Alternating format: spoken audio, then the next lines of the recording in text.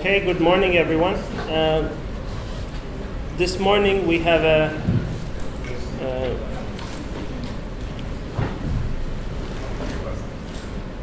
rather different session that we try to provide a conversation and try to open a dialogue path between labor struggles, labor movements, and ecological movements. So what we would like to do is to enter in a dialogue, into a conversation rather than a lecture with you guys. And we have a guest today, this morning, who will also help us to further advance on the labor issues and how they may link, how they may relate, and how they may contradict the ecologist agendas, actually. Kivanc Eliacik is with us from the Confederation of Progressive, or in its Turkish version, Revolutionary Trade Unions of Turkey. And before starting, we actually planned this session, as I said, to be a dialogue. So we would really like you to come forward after this very short presentation so that we sit in a circle and try to engage in a couple of rather tough questions that labor movements and ecologist movements so far has failed to answer fully. So to start with, I would like to give a bit of a background on what we mean by the convergence of movements in Praxis. And I would like to start with two images that you may or may not be familiar of. Has anyone seen this before, or do you guess where it's from? Onshore workers in the Pacific Coast, maybe California, locally? Not exactly, but but on the western coast. That's correct. So if this didn't help, maybe this one might help, actually. Yes, that is Seattle. So back in '99, we have actually witnessed a key moment in the global justice movement's emergence in a different mode, as some dub it alter globalization or anti-globalization. And one of the key moments in this convergence was the argument with Teamsters and Turtles. So the first one was the Teamsters, the syndicates, the trade union activists, and the other ones were basically environmental activists who were defending sea turtles. And actually, Seattle was an emblematic reunion of those two groups, which was later taken into many different articles as this, like Turtles and Teamsters united at last. And actually, in the years that followed, in the past 16 years after Seattle, we've seen this slogan coming up again on many different occasions, including the famous COP15, Copenhagen Climate Summit, and actually now on the road to COP21, Climate Summit in Paris, we see different versions of this argument, one of them being actually a blockade argument of Naomi Klein, also linking trade issues, industrial workers, and environmental and climate activism. And I think it's telling that typically, like those groups that are typically uninterested in the environmental question per se, as in its purest form, are actually converging from both sides on the use of this argument, particularly in bringing workers' autonomy and democracy in the workplace, but more than it, basically ensuring a better life for all, not for those peasants out there in the field only, but also for the industrial workers themselves who are concerned with environmental matters. And here is a quotation from the former director of the Canadian Automobile Workers Union, Sam Ginden is an activist turned academic who was teaching at York University in Canada. And he says that actually, if we are really serious about incorporating the environmental needs into economy, we need to change the way we produce and consume and how we travel and how we live. And he actually argues that the equipment that we have in hand, the current installed industrial capacity, doesn't need to be used in its current form only. I mean, it may as well be transformed. So that actually, instead of producing cars, we may actually reconfigure the existing industrial system by reshaping it in a way that it contributes to this, be it called circular economy, degrowth, or solidarity economics. So it may be used in different versions and different forms. And actually, he suggests that we cannot, from one day to another, jump over the accumulated knowledge and experience that has gathered through this industrialization process. But we may consider ways of how to use it better for the society and the environment together as a one and inseparable unity. And actually this means a call towards what we've been hearing a lot over the week and what we hear a lot from radical scholars as well, a transition into a new economy or exit from the existing economy as such. And this has particular aspects to it as its alternatives. And most often we talk about an energy transition. We talk about a worker-owned production system, which we have seen actually a prime example yesterday with all of its shortcomings as well in Kazova as workers' cooperative. Then, of course, direct access to agricultural production without intermediaries, credit unions, alternative monetary systems, public transportation, owning the means of production themselves, as well as community food and dwelling resources.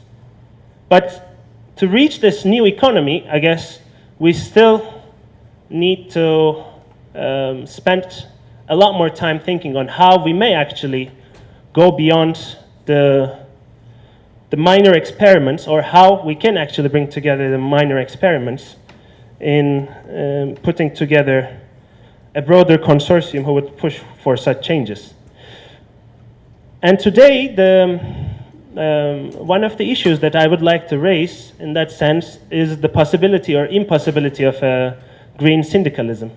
So whether this may provide an alternative, whether this may actually help to bridge different concerns, particularly in terms of degrowth debates and solidarity economics and so on and so forth. So how can we actually try to move towards an alternative red-green/black vision?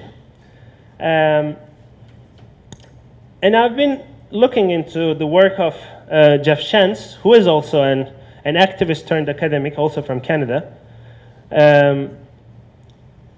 And he suggests that actually the radical syndicalist tradition has a lot to offer to radical ecology movement. And there is a big opportunity for coming together and sharing certain concerns. And some of the key strategies that Jeff Shantz underlines are actually the key methods of key approaches of the radical syndicalist tradition, which is exemplified by the Industrial Workers of the World Union, or in other words, WOBLIs. And he argues that these strategies, these methods, are consensus formation, participation of equals, dialogue, decentralization, and autonomy, which, I guess, if you take out of this context and put it in the context of degrowth, or put it in the context of solidarity economics, would go perfectly well. So I think we talk about similar methods, similar issues, but we talk in different domains and different circles. So this session, I hope, will also help to consolidate some of the debates that are ongoing in these different circles.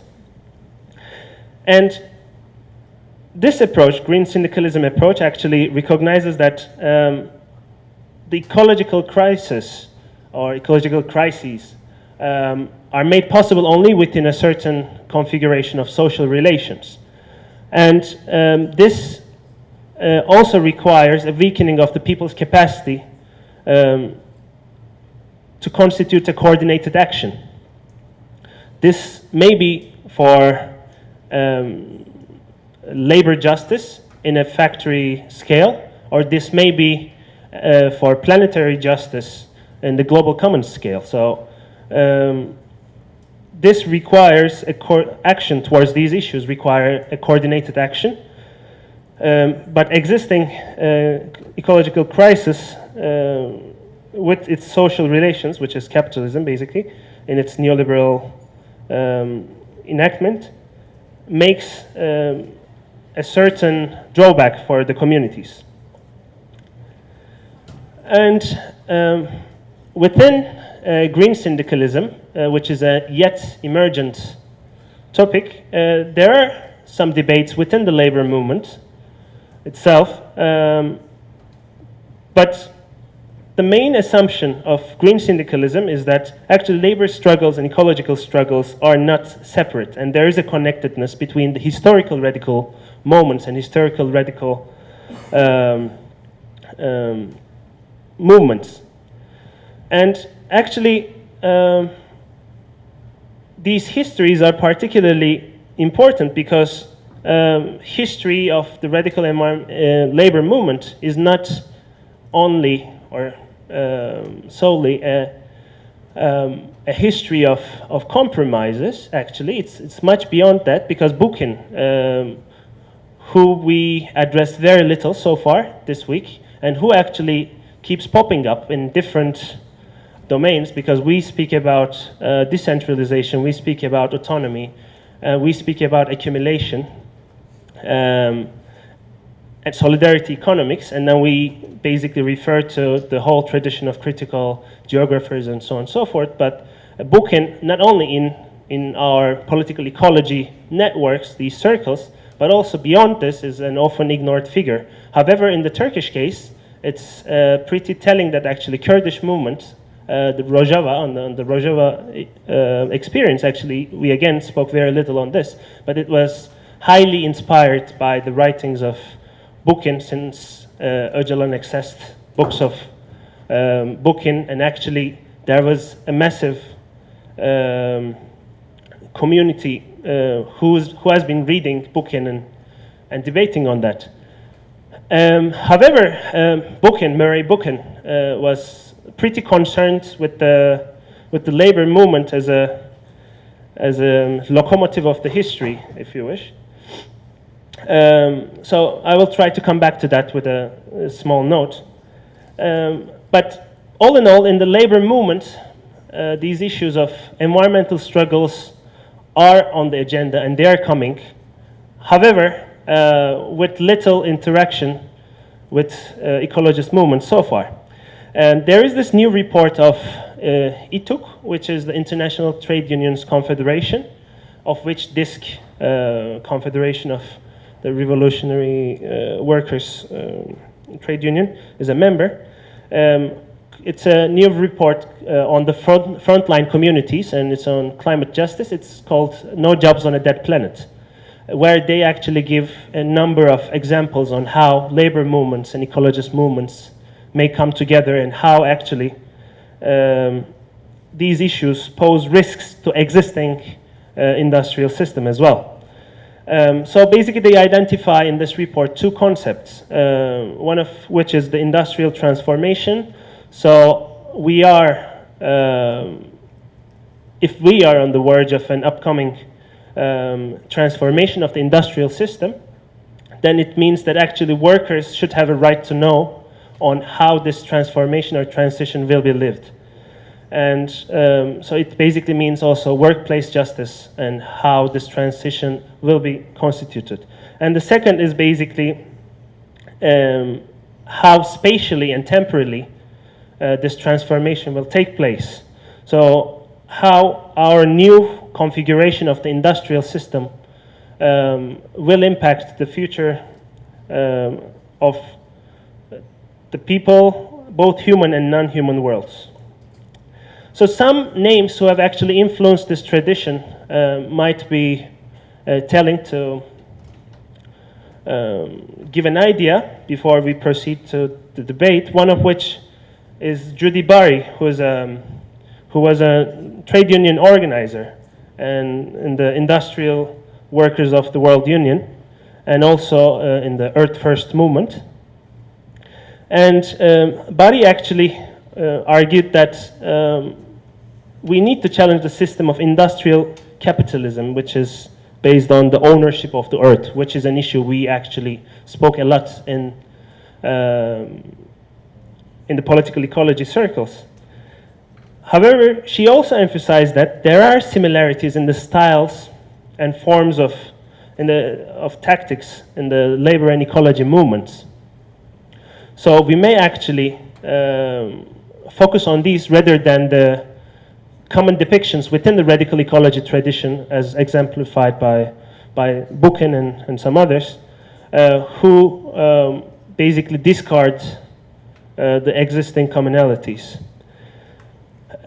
And according to Barry, actually, this radical ecology tradition needs to engage with poor and working class people, which is also at the heart of the environmental justice debate, and argues that actually we need to shut down the machinery of ecological destruction, and this needs to go through workers' control. And in another writing that she was discussing the potential convergence of labor and environmental movements, she was also criticizing the role that's played by the mainstream environmental actors.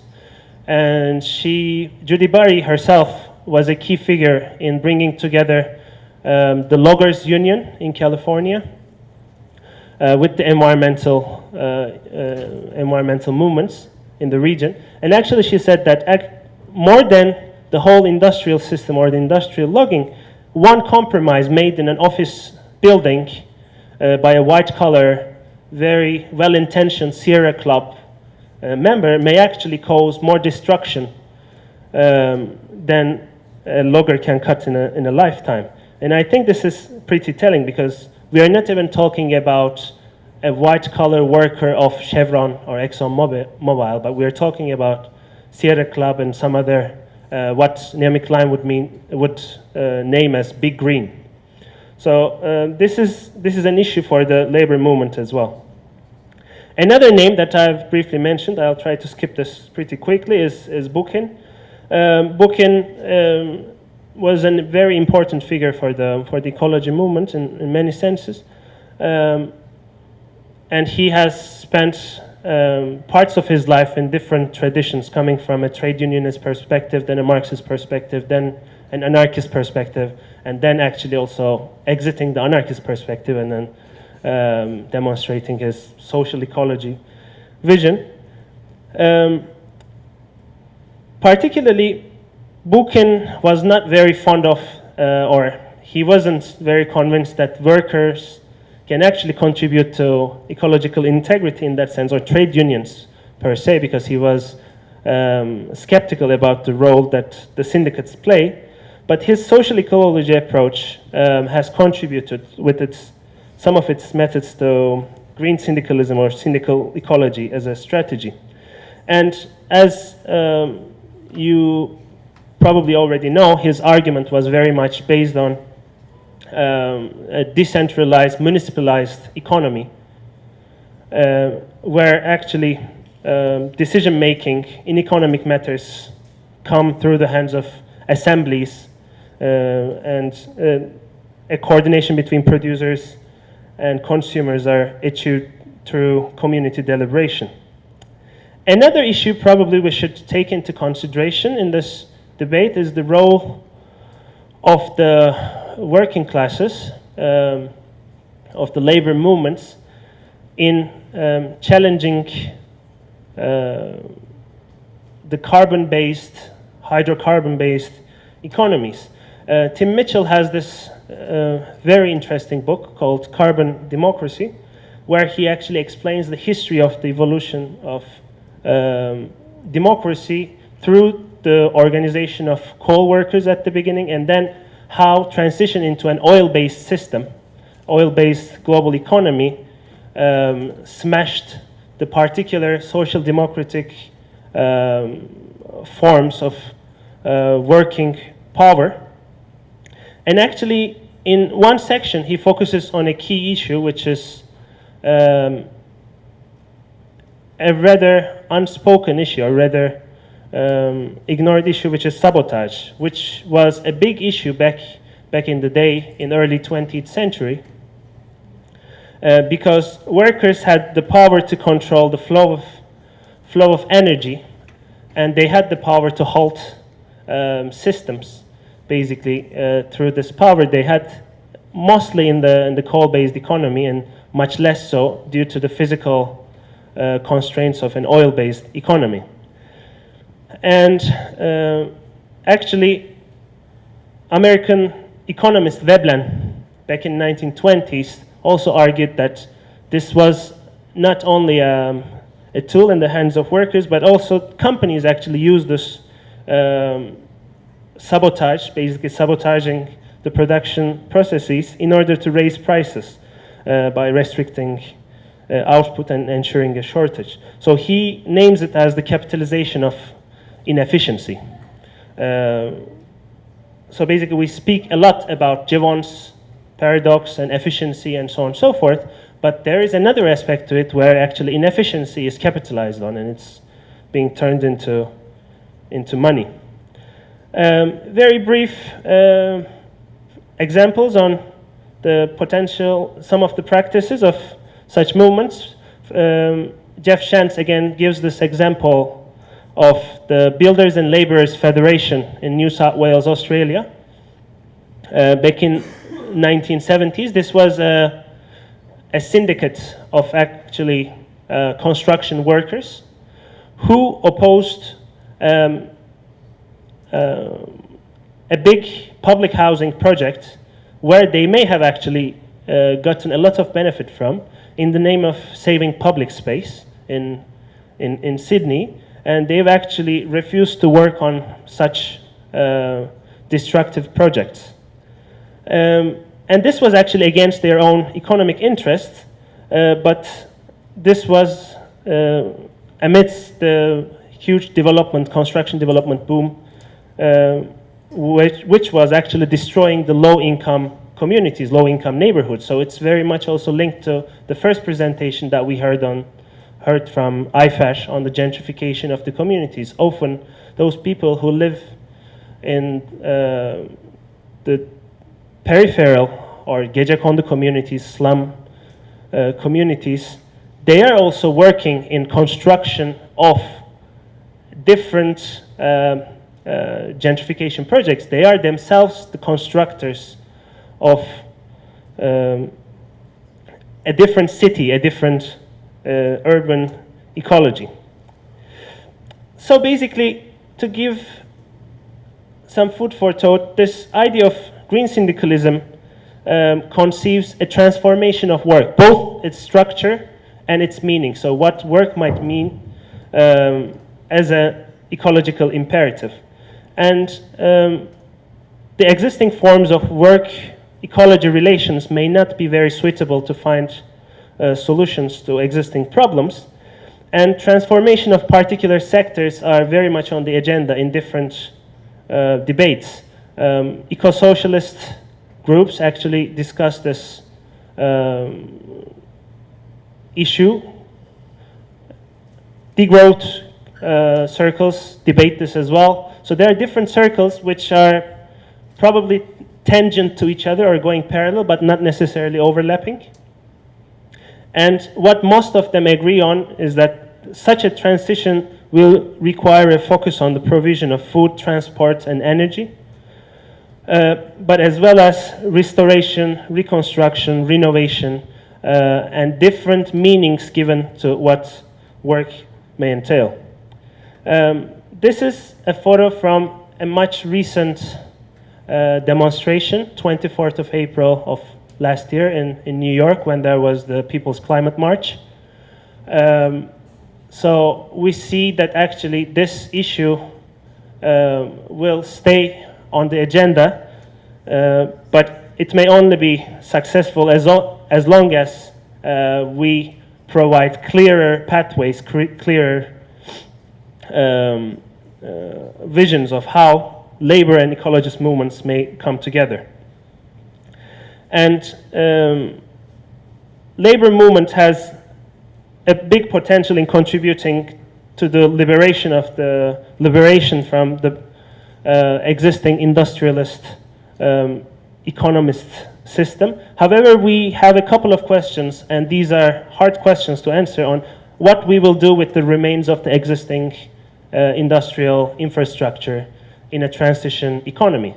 So how we will handle the toxic remains of the current system in place, and what does this mean across scales? Basically, there is the workplace safety, security, and justice. So there is the issues with popular epidemiology, which Stefania and Marco write a lot, actually. But then again, on the other end of the spectrum, we have protection of the global commons. So how do we link these issues? And without romanticizing the role that may be played by the workers, what can a green syndicalist approach offer us in answering some of these hard questions? How to actually decommission some of the system that we think as not fit for the next generation of socio-ecological thinking. And this means actually a focus on shared responsibility, a focus on convivial ways of living, which degrowth makes a big emphasis on, and as well as a focus on human and non-human worlds. And I would like to close with a photo which I find very telling. On the top it says, "Energy is the basis of development." And this photo is from Yatağan coal-fired thermal power plant during the privatization of the thermal power plant in Yatağan, where actually workers were attacked by the police. And some of those West you may remember from yesterday, from Jandarma.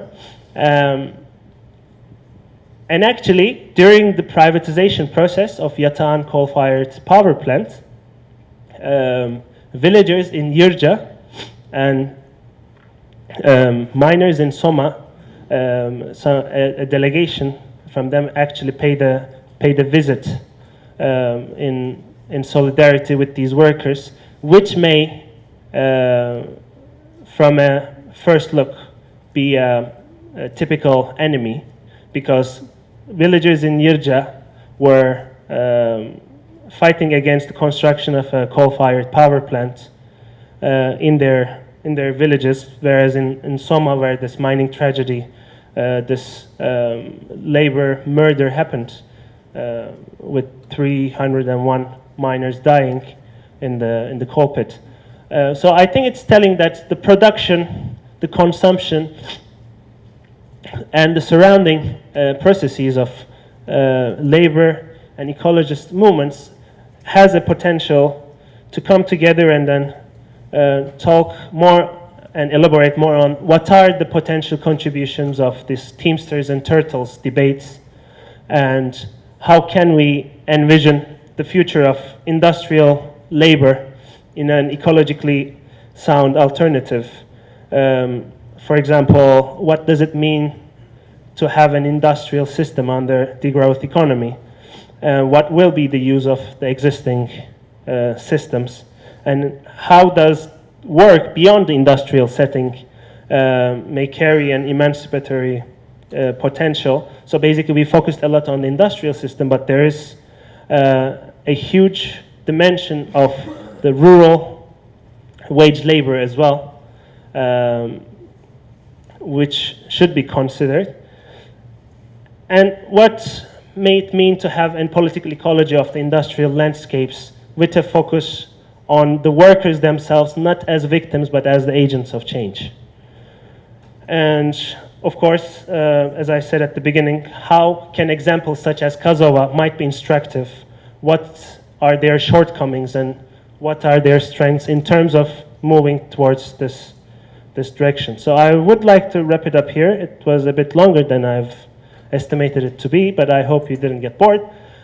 So now I would like to invite you to come in a circle, if you don't mind, and then we have, first I would like to get some comments from Kivanc on the work they do in DISC, and then we can actually start a conversation considering some of these points. So would you mind coming here in circles?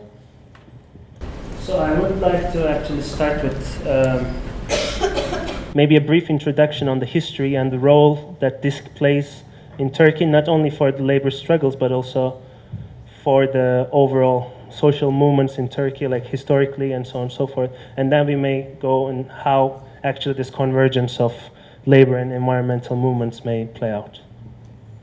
Thank you. So I would like to thank Ethemcan firstly for his presentation, because it could be more or less my presentation in such a meeting. So I'm happy that I'm not going to repeat what he presented already.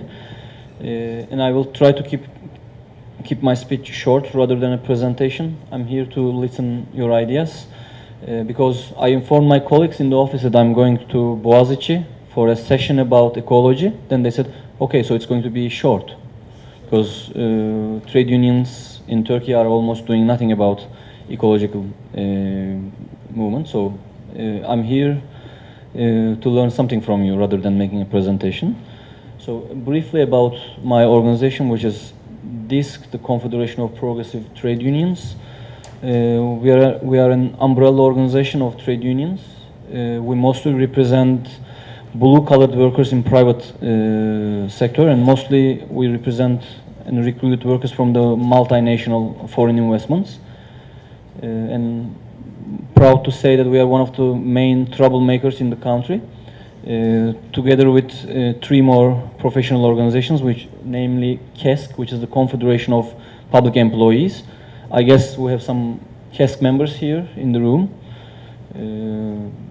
So Teachers Union is an affiliate of KESK, and Chamber of Doctors and Chamber of Engineers, TTB and TMMOB. Probably you heard those 4 organizations during a couple of days. Yeah, usual suspects or the troublemakers.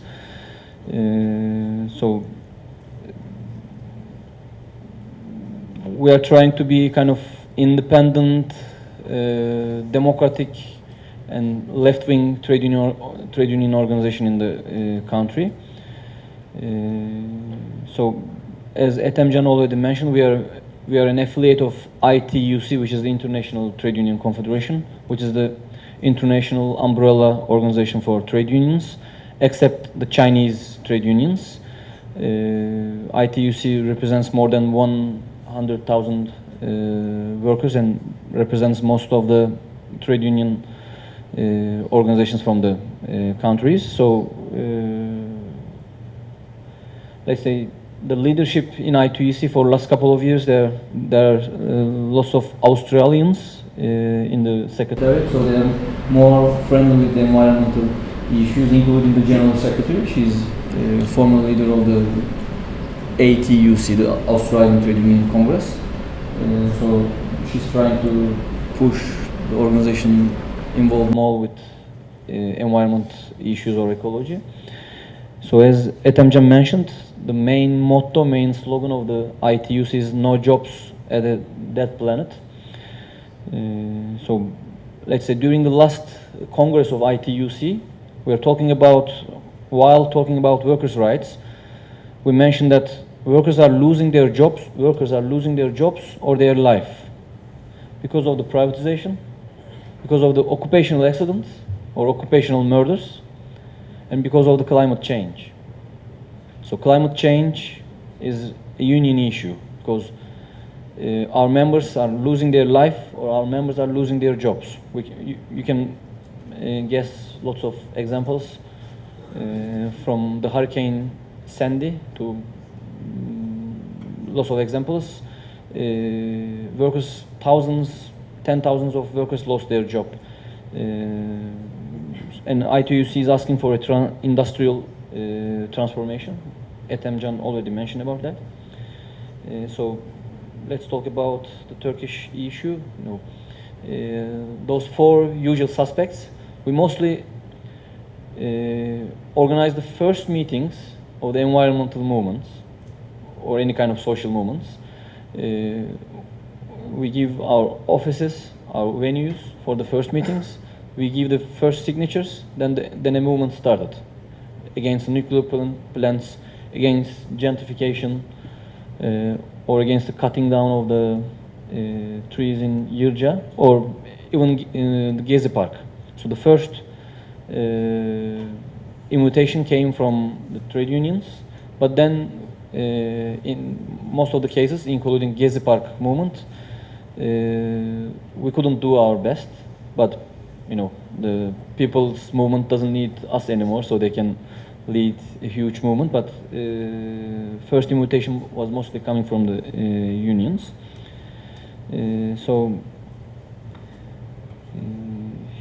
Ethemcan talked about the coalition between Teamsters and Turtles. So that's a question that we are asking, how we can strengthen the coalition between ecology movement and trade unions. So that's why I'm here, to listen to you. So I'll just give some notes. For example, the right to strike in Turkey is a kind of main discussion among the trade union movement now. So right to strike is really limited, almost impossible to implement. So we are asking for better rights about right to strike. Like we can only start a legal strike after a disagreement in collective bargaining process, but we are asking for a right to a solidarity strike or general strike or political strike. For example, we went on strike to protest war in Afghanistan or war in Iraq. We have an agenda like that. To stop a war, we use our power from services or production, but we never plan a strike to convince our government to sign the Kyoto Protocol or to do something else about ecology. So this is not in our agenda, but we have to put this. So it's in the equal level with trying to stop a war, trying to stop the climate change. It must be in the same volume. So and maybe we have to recruit workers from the recycle sector, which is a huge sector in Turkey. Probably in Istanbul you noticed lots of people collecting garbage and used paper. So it's a huge sector, and we don't have any single member in the sector. So maybe we have to recruit them in movement, in organization, and we have to campaign to promote their working conditions. So it's a kind of contribution from the trade union movement into the ecology movement. So it's also we have to force our employers, whom we sign a collective agreement, to use renewable energy rather than garbages, rather than fossils. Maybe it can be an article in the CBAs, in the collective bargaining agreements. It's like we are asking, we convince employers about the working hours, about the working conditions, about the color of the uniform, about the food in the restaurant. So maybe we can push them to use renewable energy. So it can be an article in the CBA talks. So it's same for the Kazova case maybe. Those kind of small scale workers dominated factories or workplace, they can use some kind of renewable energy or recycled sources. So that can be kind of contribution from trade union movement into ecological movement. And lastly, Ethemcan mentioned about booking, and he's skeptical about trade union movement. So we are not, even he's skeptical about us, we are not skeptical about him. So we are using his articles and writings during our trainings, especially in the region of Diyarbakir, which we represent 100% of the municipal workers. Together with the mayors and together with the municipality, we are trying to organize some kind of services or production with renewable energy, with solar energy, and while doing this in the trainings, we are using articles of Moray Booking. So for now, it's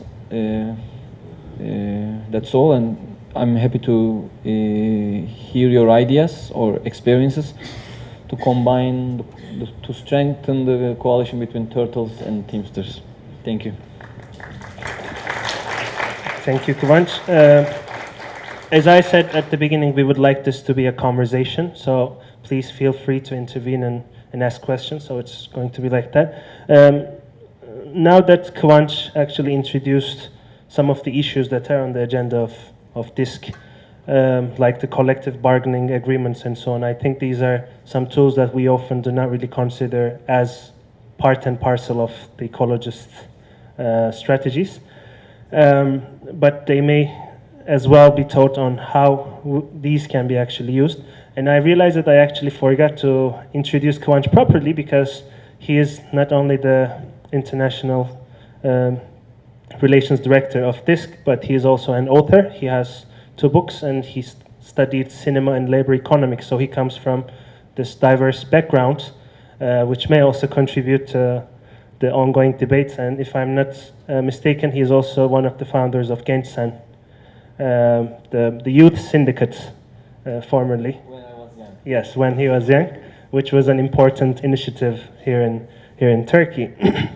So one question I have is actually on, in order to enter the debate from the belly of the beast, is the issue of coal and coal mining, coal consumption.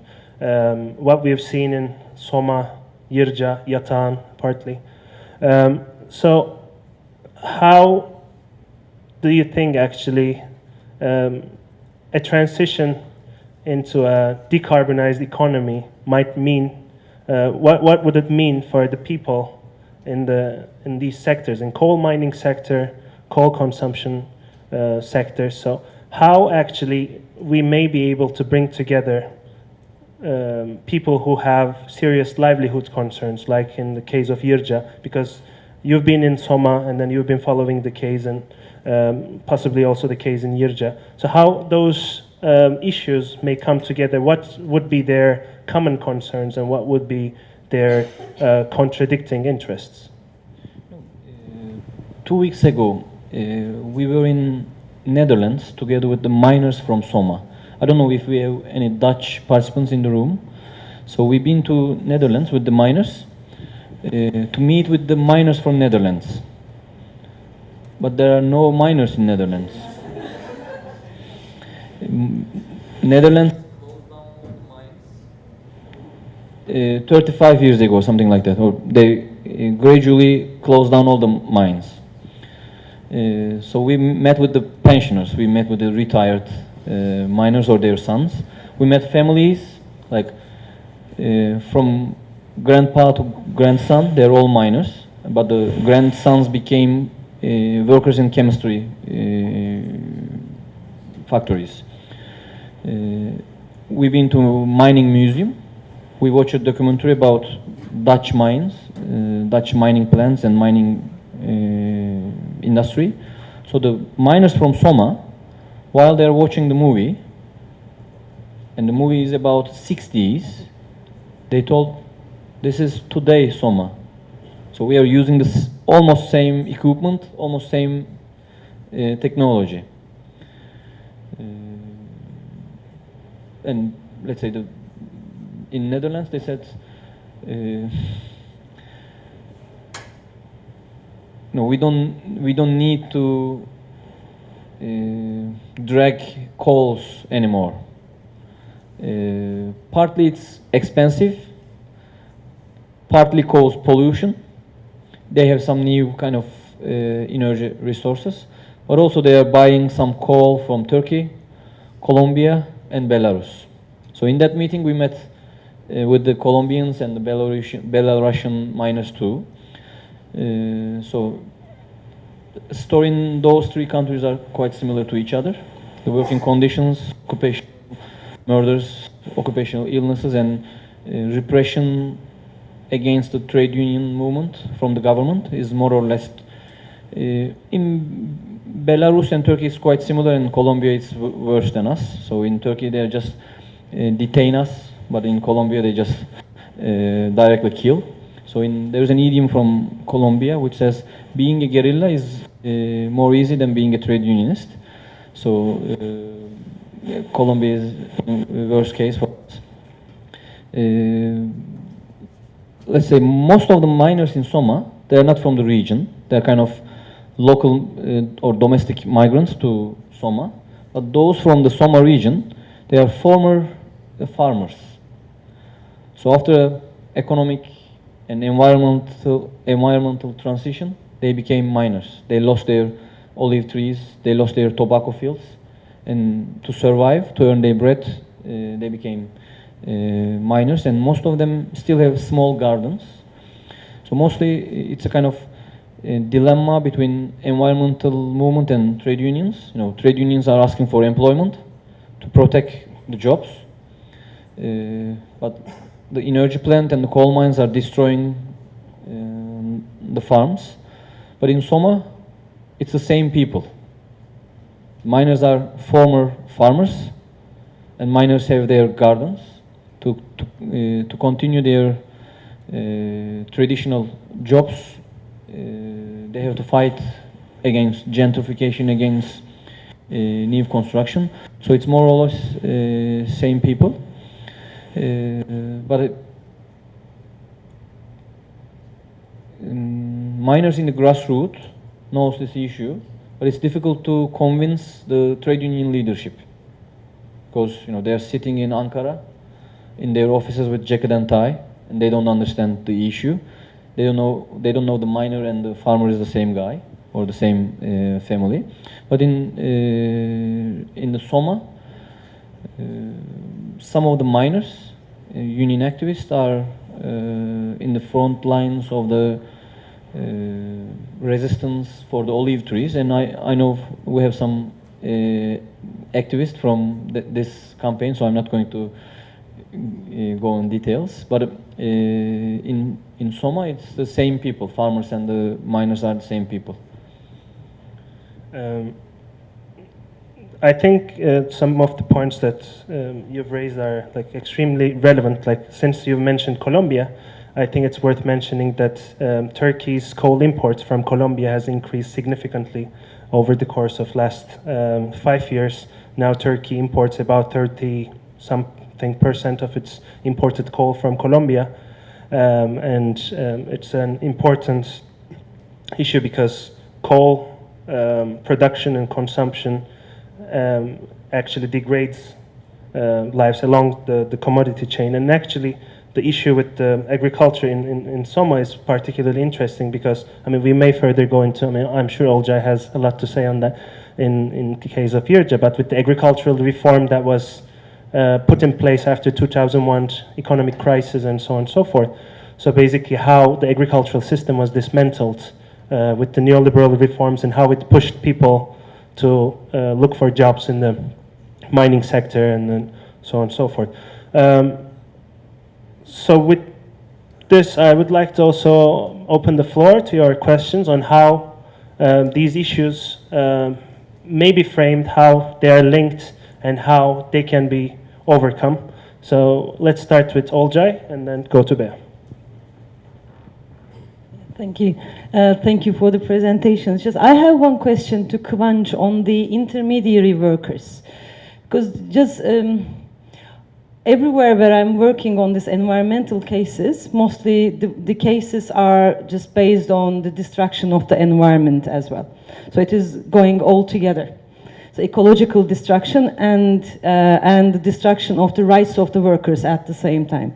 So in Zonguldak case, it happened. In Yirca, in Soma case, it was happening as well. So the question came into my mind after the discussions and the conversations with the workers, who are mostly intermediary workers.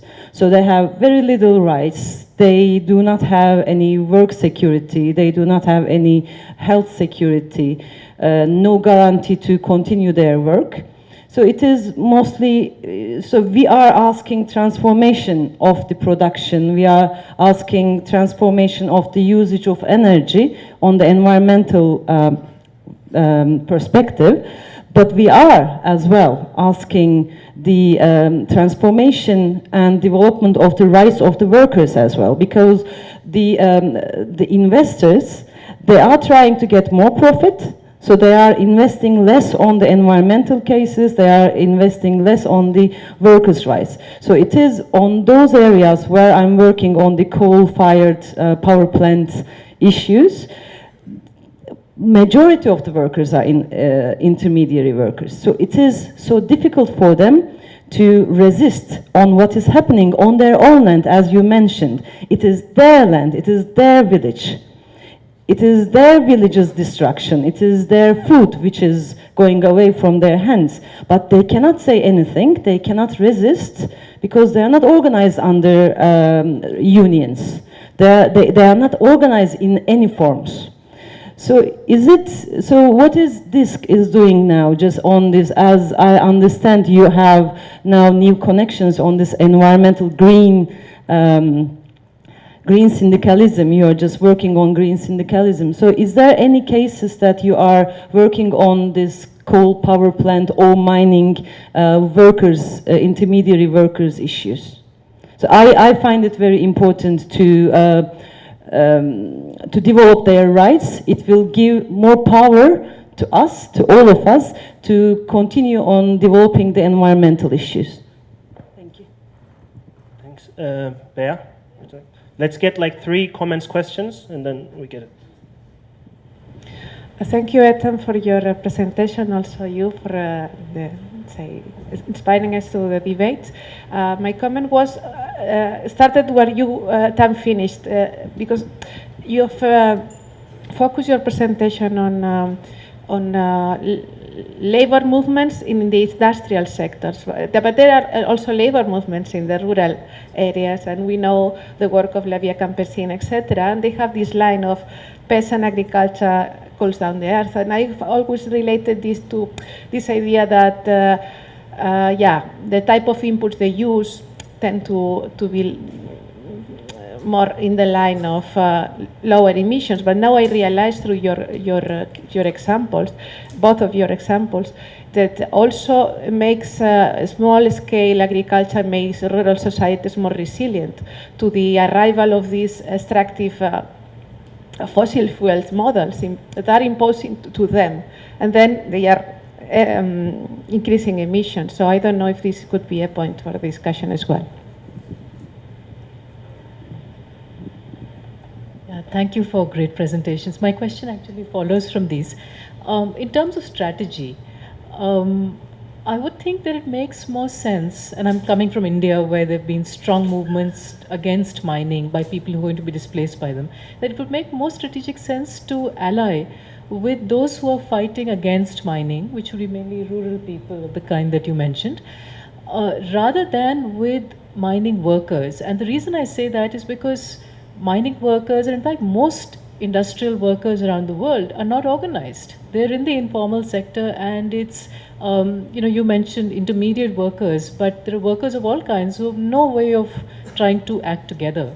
And even if they do want to organize, then it's mainly to try and get better conditions of work within mining, rather than leave the sector altogether.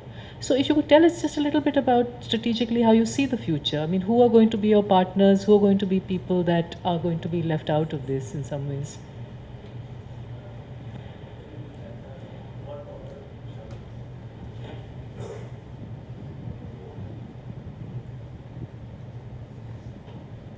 Yes, thank you. There's one obvious thing that workers' movements and environmental movements have in common, which is an interest for democratizing production, deciding collectively what to produce, how, and for whom. And I suppose that implies being significantly more ambitious about the types of struggles and the types of objectives that we have as movements. So I suppose, I don't know if you wanted to comment on that, if there are those types of conversations as well with activists.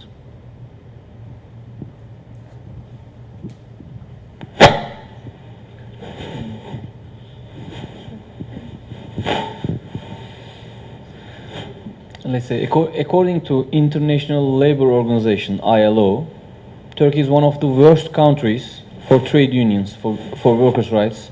So most of our trade union activities are prohibited, limited, banned, and so. So let's start from the rural workers. There is an organization in Turkey which is an affiliate of Via Campesina, and it's closed down by a court verdict. So farmers doesn't have a right to organize a union in Turkey. So the Via Campesina affiliated was banned by the government, but they don't care. They just continue their activities, namely Çiftçisen, it's the syndicate of farmers. They're really doing good job, even government banned their activities. So it's same for the most of the sectors, like it's same for the domestic workers, pensioners, police, prosecutors and judges, students, unemployed. So most of the trade union activities are restricted by the laws or by the local authorities. And most of the trade union members are members of yellow unions. From the beginning, Turkish trade union movement organized by AFL-CIA in late 40s. So it's the reason of its extinction is to stop trade union movement. So there are some splits, kind of left-wing independent democratic splits. So for example, in Soma, all miners who were killed 2 years ago, they were union members, they were unionized. So we're not using the word occupational accident, we are saying occupational murder. Because it was a murder, it was a planned murder. The company and the government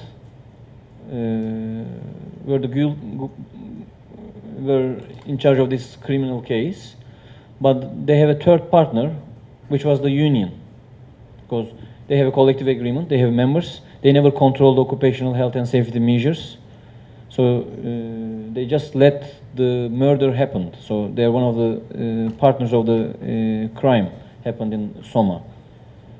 And when we've been to Soma after the massacre, someone else went there in advance and informed people about us. So let's say in Soma, I can give thousands of examples, but just give an interesting example. When we were in Soma, miners said, welcome, but we learned that you are Shia and we are not going to join your union. And we've been to Kınık, which is another town, 15 minutes far from Soma.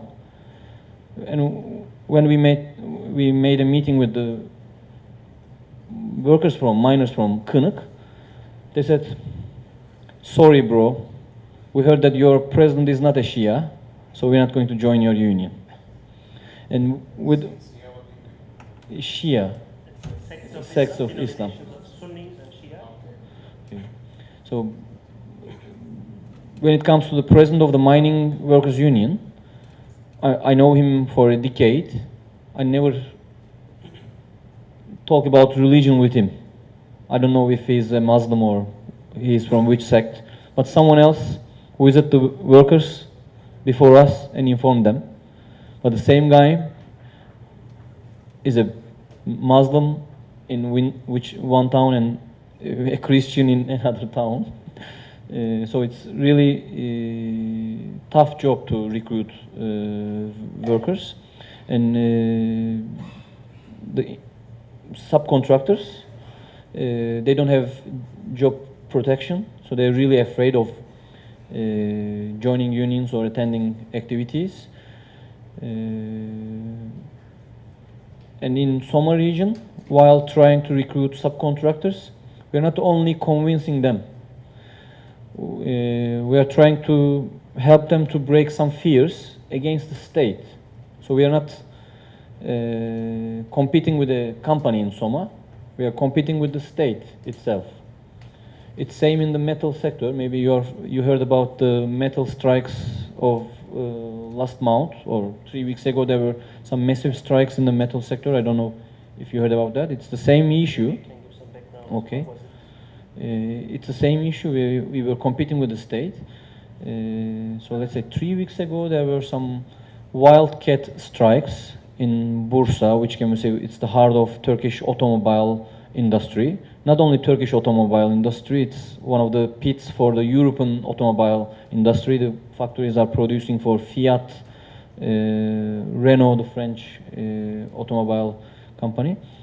So the workers, I mean 15 or 20,000 of metal workers who were not happy with their collective bargaining, they went on strike, a wildcat strike, which is not allowed by official trade union codes. They were protesting the union. The first target was union. The second one is the company, but the first one is the union. So it happened in the Bursa region. So we have some recruitment campaigns in Bursa. We make some members. We are shaking hands with the companies in the collective bargaining process. But and suddenly something is happening. Ministry, local authorities are intervening because most of those factories are subcontractors or outsourced companies of the German or European companies. We have meetings with the German company in Germany. We shake hands. Said, your workers, they say, our workers, our employees are free to choose their union. We shake hands and we start the collective agreement process. But the Turkish state doesn't want possibility of strike in the automobile sector. So they're just doing anything to get rid of left-wing unions. But this time, 15,000 of workers, they just start on strike without a union decision. And they were protesting the union. They occupied the factory. They stopped the production for 2 weeks and maybe more. So it's, again, something with the policies of the state. And I'm not talking about the government. So in Turkish case, state and government is something else. So governments can change, but state policies are more permanent. So when it comes to the subcontractors in miners, again, in mines, let's say they join the union, but they never participate in meetings. And sometimes we have to convince their families, their wives, because the wife is quite anxious about her husband, that he's going to lose her job. And we have a small dormitory in our union office. Whenever a miner, let's say, kicked out of house by the wife because of the trade union activities, we have some small beds for such cases. But it's a general issue, not in only in Soma. Subcontractors, they don't have job protection, and they are afraid of joining unions, but this is a kind of facet circle. Unless they join unions and they campaign, they will never have their job protection. So it will take some time. Just before moving in with other questions and comments, I would like to refer to what Bea said about La Via Campesina and small-scale agriculture. I think this is also relevant because Kivanc also mentioned that agricultural workers in Turkey are not unionized and they are not allowed to form unions by law. But actually, Çiftçi-Sen, the La Via Campesina chapter, there was this court case to shut it down, but actually they won the case in the Supreme Court, so it's on again, 2013, as of 2013. But however, its reach is still very limited, I guess. I mean, within the agricultural producers and particularly with the agricultural workers, I would say. They have to reorganize themselves after all those years of exclusion. Yeah, so there is a necessity. But going back to what Diego mentioned about what may be the role of trade unions in a green syndicalist future, where actually workers may have a say in what to produce, how, and for whom.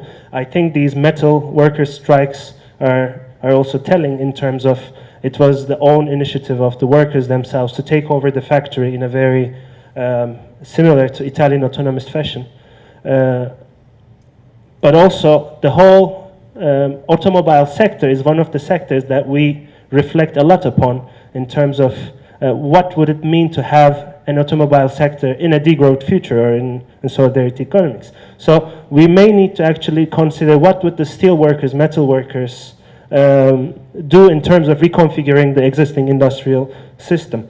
And one thing that I also would like to add on that is the green industrialism or green extractivism, because we also see traces of this in Turkey and in other countries. For example, in the case of, again, going back to coal issue, one of the biggest power plants in Zonguldak, ZS3, which is owned by Eren Holding, a big energy utility company, when you go on their website, you realize that actually they've been organizing a lot of public events on the health impacts of smoking.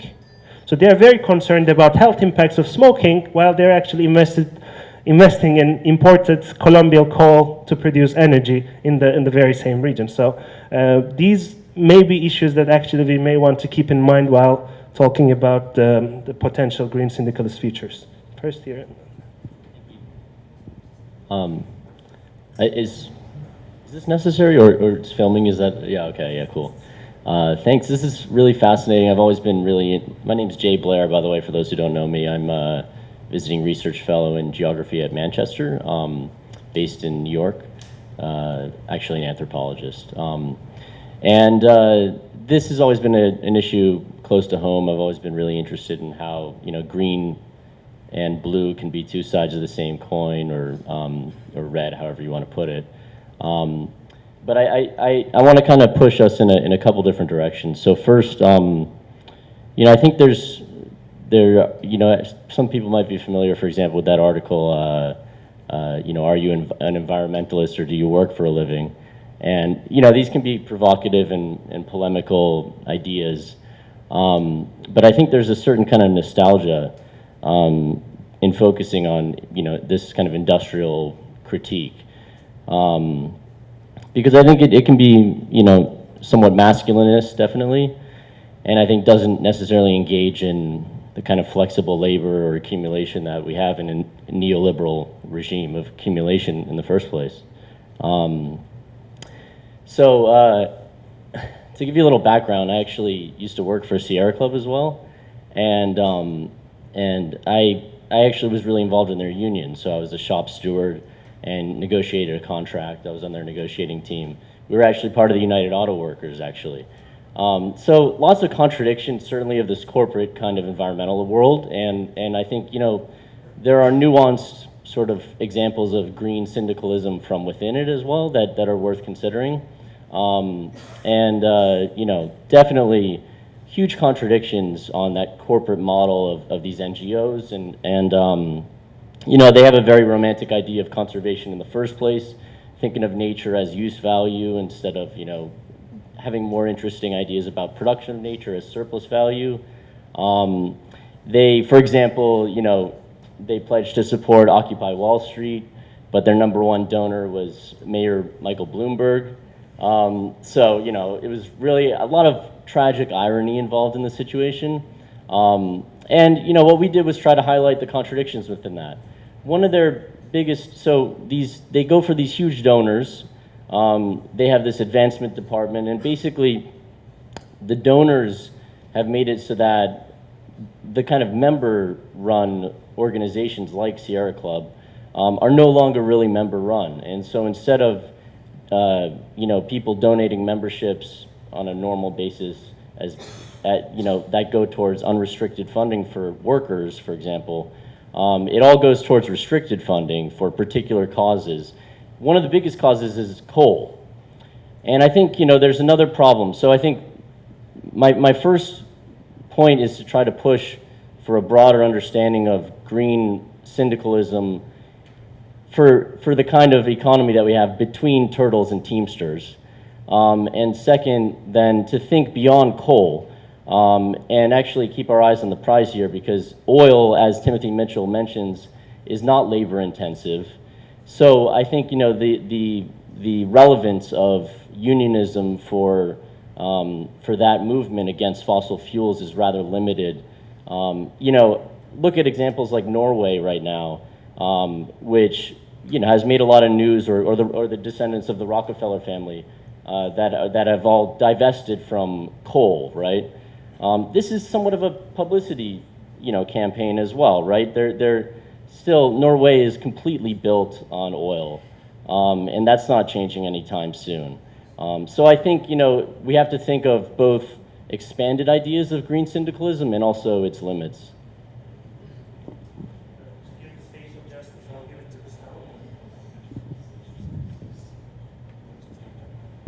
No, I really liked your points.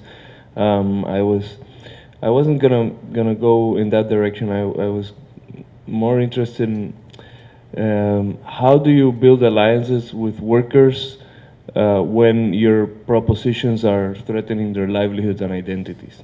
Just a very big. I think it's. I mean, Amita was making a kind of a similar argument. Like, how do you build alliance with miners when you're struggling against mining, no? So, I mean, it's a reflection that we need to make, you know, what kind of propositions are we, what kind of discourses, what kind of engagements we really can have and want to have and should have with workers. In general, in any kind of sector, when we are proposing transitions towards other economies. So that was...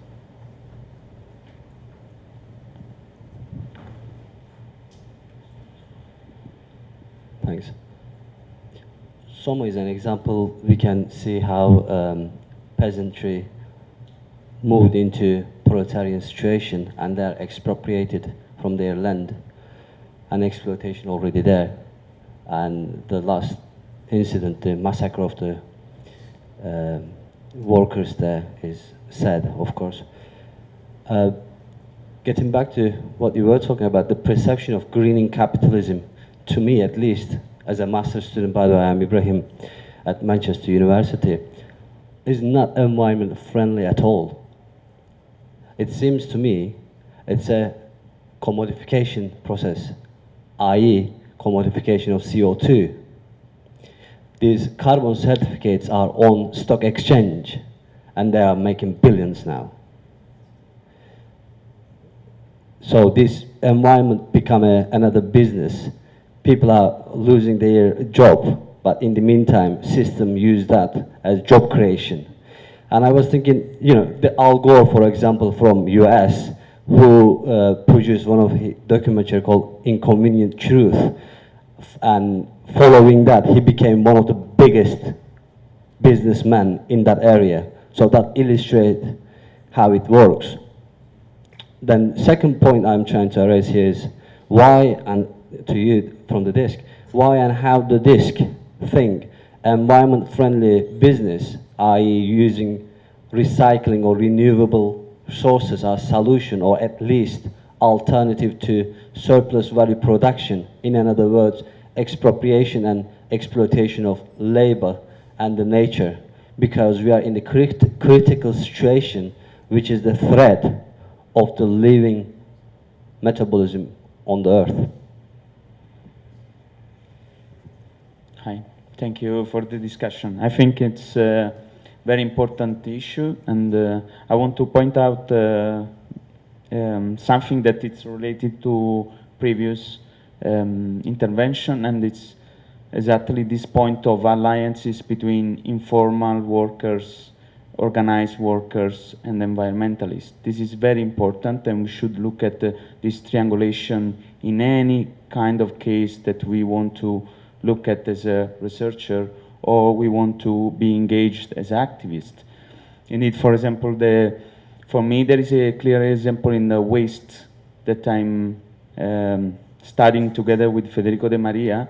We have cases in Delhi, cases in Bogota, where there is already an alliance between informal waste pickers, organized workers, and environmentalists. So this is very crucial, because in many of the cases that we can speak about, there will be always this kind of possible alliance that can be useful to understand how to change. Also because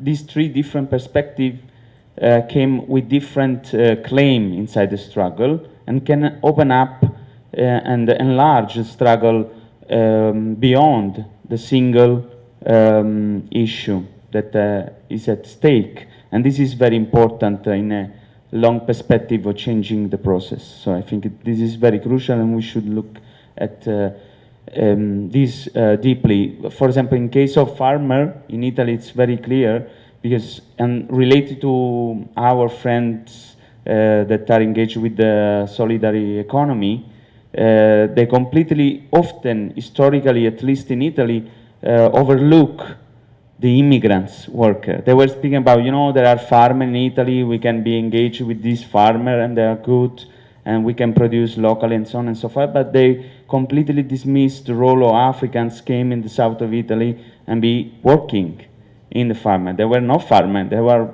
working class, no? In some, in very specific case. And now there is an emerging alliances that is, there is a clear example, is called Rosarno, and they are trying also to be engaged with the solidary economy and say, look, there is not just a problem of production, but there is also a problem of immigration. This is very important, no? Because this triangulation emerge again. So I think you are very familiar on that because of your PhD dissertation. You very well at them. So just I gave you these two examples to show how the triangulation is very important, how it can open up different issues that we have to embrace when we look at the struggle, I think. Otherwise, we will be fixed in very, let's say, context issue in the struggle. And this is another point I want to point out. More than look at moments, I would like to see more on specific case studies. No, like now again in Italy. Sorry for my to be too much keen on my country, but there is a clear case of struggle for a petrochemical in Taranto that's very important. It's one of the biggest in Europe and so on and so forth. And there, in that specific case, there is a very complicated issue related to what we do with this industry that now is in the hand of the central government. It was a private enterprises, but still there is a struggle around people that live around there are not environmentalists per se, people that are working inside, political parties from the left that are crashing because of their position to take the industry alive and so on and so forth. So, I mean, these open up struggles and the way in which we want to look at the problem. So I would focus more on just, let's say, movement against something like decarbonization, something like that, on specific case that can help us to understand the struggle, how we have to create alliances, how we have to open up also the argumentation to overcome this kind of industrialization. So, I mean, this is very important from a political ecology perspective, I think. Then I have the last point. I mean, you just quote Stefania, but I think that you say just the name, so the people are not familiar with Stefania. Stefania Barca is an environmental historian, so I think she is doing the most important contribution now, because she wrote a paper that's working class environmentalism. From an historical perspective, she's liking to look at how also our master, Joan Martinez Salier, missed this strain of environmentalism when he thought about the three environmentalism that we know. No? He was missing the working class environmentalism. And Stefania is doing a very important contribution looking at the historical pattern of the working class, how they also struggle in their own struggle on a better environment and a more ecological production.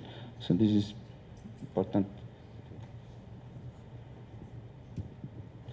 I think well, while all the points are very important, I just would like to add something on what Giacomo said, because this is something I've seen in a meeting earlier this year. So with the social movement that I'm engaged in, with Ecology Collective, we've been organizing a couple of meetings in 3 different cities, in Yalova, Alia, and Çanakkale, which are all threatened with a massive boom of, again, coal-fired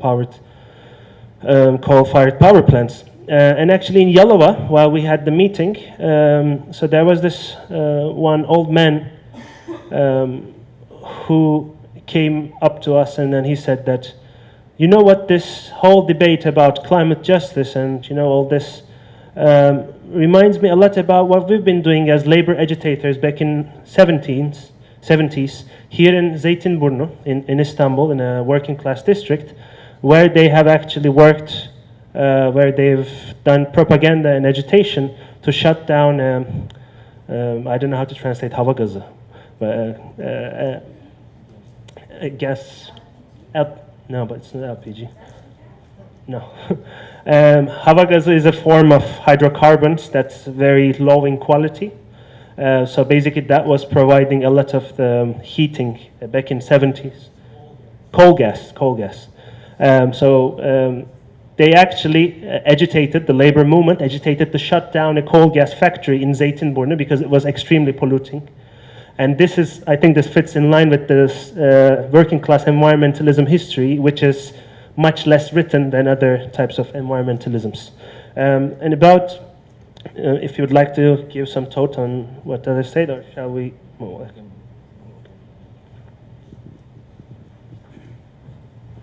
Hello. Thank you for the conversation is going, and I wanted to continue to what Giacomo said and also Diego, because I mean, one of the conversations that I have now with Stefania is also not only how to think differently about alliances, but also think differently about labor itself. So in a sense, I was expecting that we would actually focus a little bit more, even from a degrowth perspective or from alternative economies, to what is it that we want in this world about labor itself. So in a sense, precisely to point out, you know, can we think of a different economy and perhaps different social economic relations of production that do not just consider the rights of workers. And related to that, I always kind of push to this, because for me it's not just a matter of alliances between already made subjects. We kind of had the title today of invisible subjects, no? This is part of our conversation. Who are these invisible subjects and what do they mean? For me, this is exactly what it means. A worker is an invisible subject. So as long as it doesn't exist as a human, why are we asking for rights for something that is produced socially and through power relations as nobody? So for example, there are authors who write about invisible subjects like Rancière, who points out to the fact that the worker himself is not a human, is a produced social category which is meant to be exploitable, and there will always be exploitable subjects out there. How do we rethink labor and power relations so that, for example, in this new world, the woman is not perceived, by the way, as a hysterical subject that has nothing to do with the process of revolution? I felt very strangely when you said that the woman is just a hysterical capitalist kind of thing. And I know maybe that was not your intention, but it is part of the problem, how we think of alliances, if you want also. We should not just think of alliances in terms of red and blue or green. It's a whole reconfiguration of power relations that is not based on domination, and somehow somebody is always left out in this domination. So how do we speak more, I wouldn't even say inclusively about it, but how do we speak of labor relations that are not based on exploitable subjects, which are always the case somehow? Okay, we'll get 2 more questions, and then we do a comment round, and then we have to wrap it up. Is there? Yeah, okay.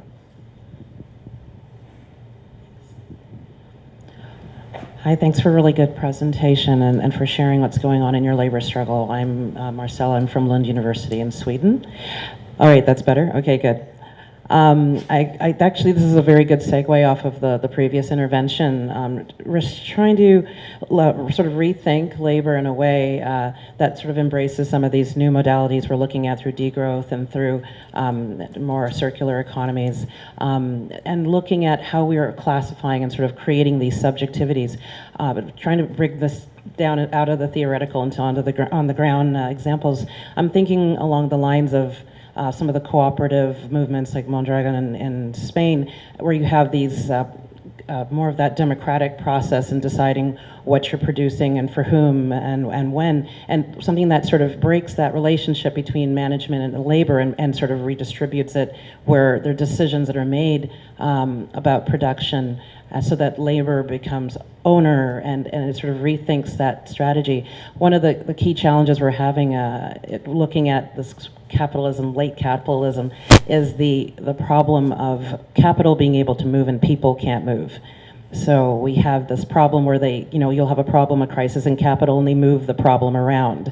So we can emancipate the labor struggles of, if that's probably not how they saw it in the Netherlands when they lost their jobs, but they were taken out of the labor pool, but the problems of production of coal are still moved somewhere else in the world.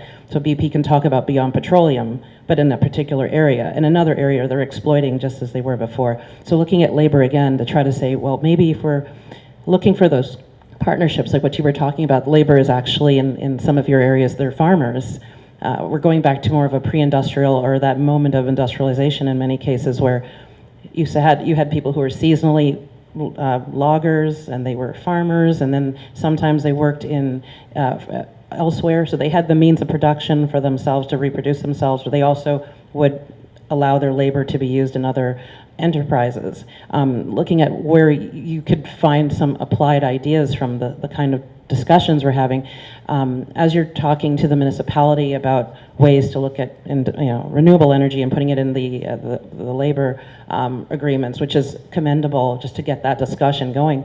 Is there a broader agenda, perhaps, that's looking at the localism movements, that are looking at the devolving of powers into the hands of those who are making the products and are being part of it, so that it's much like what we saw yesterday, they are now engaged in the process as owners and participants in the process. So we get out of this Fordian model where we allow ourselves to be in that production line and disempowered from the means of production. Maybe this might be that moment actually where we truly do bridge the movements and actually reinsert a power relation that's much more just and equitable, that allows people who are citizens labeled as workers, but to sort of re-empower them as who they are, to say that they want to have a part in that decision making and have a part in the process of the use of power and how their labor power is used. Maybe this might be that moment we can actually allow labor to move and be more freely seen as people and citizens who are reproducing themselves and their families and want a safe environment in which to do that. Thank you.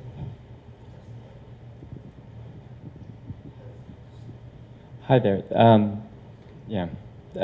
I'd like to continue maybe on that, or it's just when I hear or think about these issues, I think one of the main questions that I have was actually asked yesterday at the co-op that we visit, or the cooperative that we visit. Is the question is, okay, you might own the means of production, but what makes you not capitalist? And I think the problem there, it's quite a serious problem, and it relates to also what was just said in the sense of we talk about, you know, energy sources, we talk about trade unions as workers, etc. And I think one of the problems is also what is done with these products, and in the sense of it's not just ownership, but it is, I mean, on the theoretical level, it's called the law of value. You know, who produces more cheaply, and if you know the neighbor or the next country is producing the same product for, you know, a fifth of the price, it's pretty difficult to not exploit oneself. So I think the question there is, in that sense, relating to what was just said, is sort of trying to also, it's not just a reappropriation of the means of production, it's the reappropriation of the market.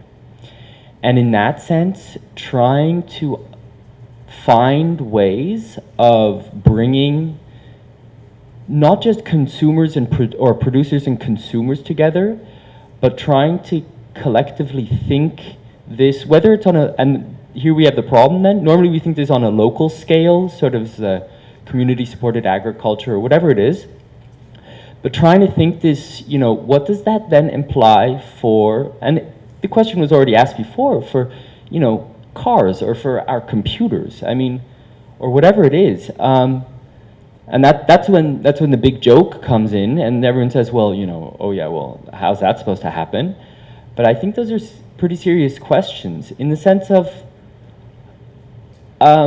we understand, we're starting to think about, or have been for a while now, solidarity economies, you know, on smaller scales, but what does that mean scaling up? And, you know, what does that mean for the fiat workers and for the, you know, metal workers and the people who want the cars? And so, you know, or what does that mean for transport? And we need some form of forum to be able to talk about these things. And I think I see one of the main problems in that, because it's this law of value that keeps creeping in and screwing it up, basically. Yeah. Thank you. Kivanc, maybe you can just, sorry. Well, we have to wrap it up, but sorry. Maybe you can give some of your reflections on the issues that were raised. So, you know, there are really some good points and good questions, but frankly speaking, I'm not the correct guy to answer the questions. So I told you in the beginning, I came here to hear about your ideas. It was partly a joke, not totally a joke. I'm sorry to make you mad. So let's, you know, start from your point. Even, you know, we are asking trade unions asking for employment, job protection, and so. But we are fundamentally we are fighting for some kind of booking terminology. In international unemployment, universal unemployment. We don't want to work. We're asking for a job, we are asking for employment, but we don't want to work. We want to work less and less, and in the end we don't want to work.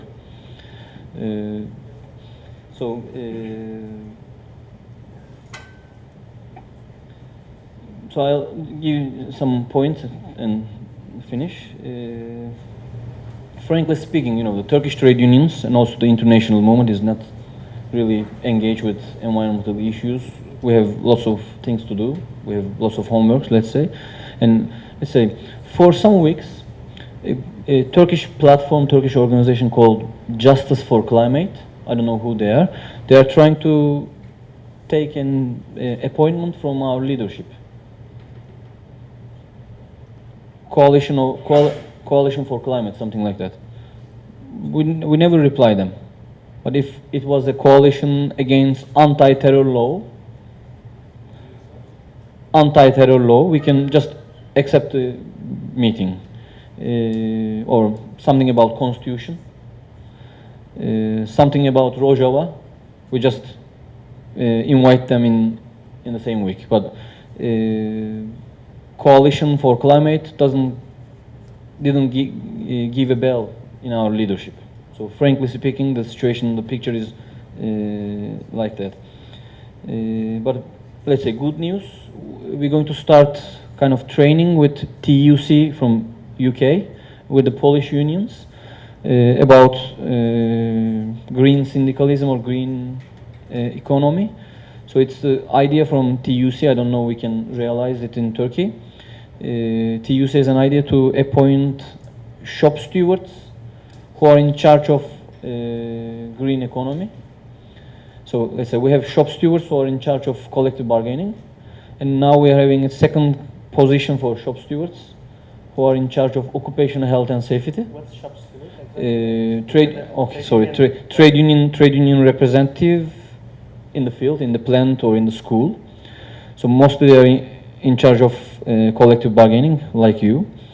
Now we're having a second shop steward or trade union rep who are in charge of occupational health and safety, as we have lots of occupational murders.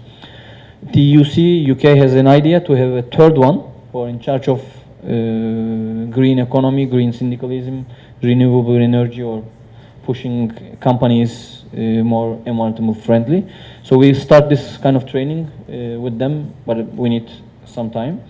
And another example, just in the eve of the anniversary of Soma massacre, there was a small fire in one of the plants. So I gave some phone calls to the miners to ask them if they're fine, happy, healthy, and they said, we are so happy about the fire. I was anxious for my friends, but they were really happy. Why? Because of the fire, they didn't work that day.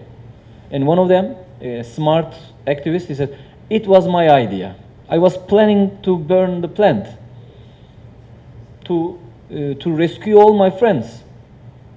Because if I fire the plant, they don't have to work anymore. So it's a kind of Ludism or sabotage. So he had an idea, the activist had an idea to burn the plant to rescue his friends to work over there. Because it's, in his mind, it's dangerous and it's like a hell working in the plant. So I think it's a favor to destroy the plant. And just in the end of my speech, I want to commemorate someone. 2-3 days ago, I read an article in the newspapers about a guy who was killed while trying to rescue a turtle next to the highway. I don't know if the Turkish friends read the news. There was a newspaper article, a bit popular, about a guy who was trying to rescue a turtle next to a highway, and after a car accident, he passed away. When I read the article, he said, this is my guy. Someone, one of us, I said. Next day, I said, one of us. A guy, he lost his life trying to rescue a turtle. Next day, I learned that his son is a political prisoner, and he couldn't leave the prison because the funeral of his father is not in a mosque. He couldn't take took permission from the prison to join his father's funeral. And 2 days after the accident, I learned that the guy was father of a friend of mine. So when I read the newspaper because of what he did, I said, one of us. In 2 days I learned he was really one of us, and he was a veteran trade union activist, now enjoying his pension in a small village next to sea. But you know, he's never retired from trying to help some other creatures. Thank you very much. I would like to wrap this session since we are out of time with 3 short comments. First one is for Irina, I think. I'm not really sure if invisible subjects would, while acknowledging their use, I'm not really sure if you go to a metal worker in Bursa who's striking and who became visible for the first time in its life probably, by doing that wildcat strike, and tell them that you are an invisible subject. I'm not very sure about its utility in terms of putting together these issues, while theoretically it may actually provide some dimensions. I think when we talk about bringing together labor movements and ecologist movements, we may need to think beyond, like you said, the existing categories and then come up with new categories, but probably also focus on the praxis and not get lost in the theory. Another point that I wanted to mention is about the migration issue that was raised, which is an important dimension to environment labor issue, I think, because as we've mentioned, so capital can move, people cannot, but then there is this whole shift from they came to take our jobs away to those people that do the dirty business. And last but not least, maybe to give it a bit of optimism, there is the story of Saab workers. You know, Saab is a big automobile company from Sweden. So actually, after the shutdown of a plant, workers of that plant took the initiative to establish a cooperative, and now they're one of the biggest producers of windmills in Sweden, using their metal processing experience and technology. So while keeping an eye on not romanticizing, I think we should focus on the possibilities and potentialities that exist in terms of putting environmental and labor movements together. So with this, I would like to thank Kivanc for being here and thank every one of you for participating.